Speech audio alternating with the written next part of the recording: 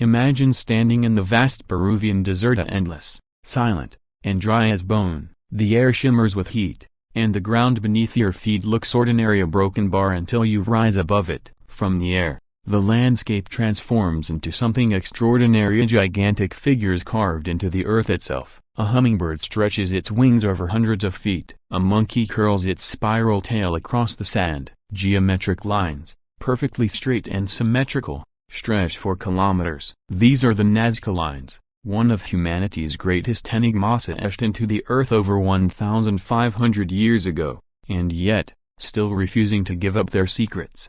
The Nazca Lines govern nearly 1,000 square kilometers in southern Peru, and consist of more than 800 straight lines, 300 geometric shapes, and about 70 designs of animals and plants. The sheer size of these drawings defies comprehension. The longest lines run over 10 kilometers across the desert floor, and the largest figures span more than 1,000 feet. They are so immense that they can only be fully appreciated from the sky. But here's the mystery. The Nazca people, who created them around 500 BCE to 500s, had no known means of flight. So how a broken bar, and why broken bar did they make them? Archaeologists and explorers have puzzled over this question for decades. The lines were first brought to the world's attention in the 1920s when aircraft began flying over Peru. Pilots noticed strange markings on the desert floor that could only be understood from above. Soon after, researchers realized that these were not random scratches but deliberate,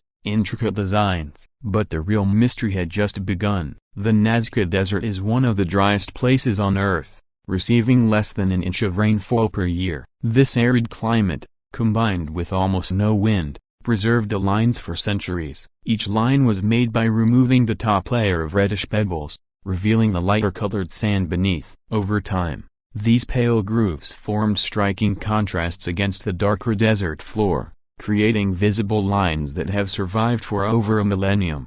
But the question remains, to what purpose did they serve? Some scholars believe the lines had astronomical significance. In the 1940s, American historian Paul Kozak described the Nazca Lines as the largest astronomy book in the world. He noticed that one long line aligned perfectly with the setting sun during the winter solstice. Later, German mathematician Maria Reiche, who devoted her life to studying the Nazca Lines, expanded on this idea. She proposed that the lines were a massive observatory, a celestial calendar used to track the movements of the stars, the solstices, and the agricultural seasons.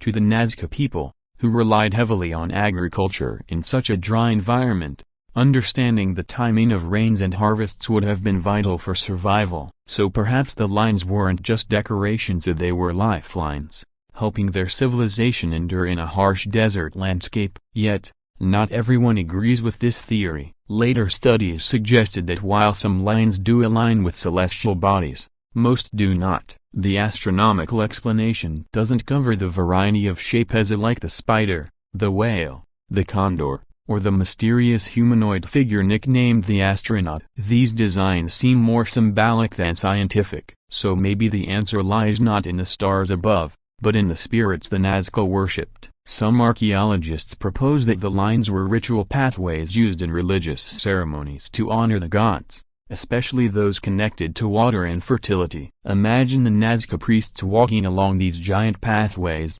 praying for rain from the sky. The figures of animals could have represented sacred totems, of the hummingbird symbolizing resurrection, the monkey linked to the jungle and fertility, the spider to rain. Perhaps the lines were meant to be seen by the gods themselves, watching from above, rather than by human eyes. But this idea raises another question: how could the Nazca people design these enormous, perfectly proportioned figures without being able to view them from the sky? That's where the mystery deepens. Modern experiments have shown that it's entirely possible to create such massive geoglyphs using simple tools and planning. Researchers have replicated Nazca-style figures using wooden stakes, ropes, and grids, without needing to see the entire design from above. But even so, the precision of some figures, the symmetry, and the sheer scale are astounding. It's as if the Nazca artists possessed a deep understanding of geometry, one that rivals modern engineering. And yet, there's another,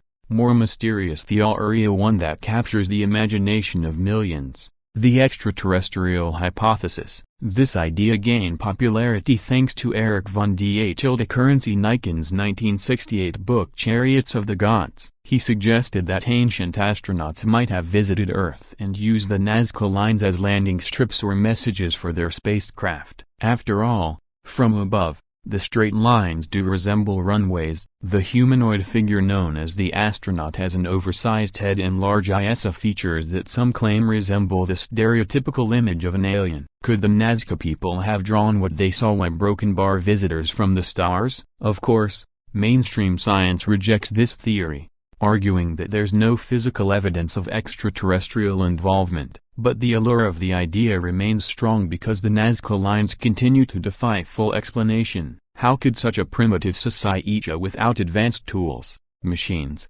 or aerial perspective create something so massive, so accurate, and so enduring? There are even more intriguing discoveries hidden among the lines. Satellite imagery and drone mapping have recently uncovered hundreds of previously unknown geoglyphs, smaller and more ancient than the famous ones. Some of these depict humans, animals, and abstract patterns, suggesting that different generations added to the site over centuries. Each new discovery raises more questions. Were these lines part of an evolving spiritual tradition, or did they serve entirely new purposes over time?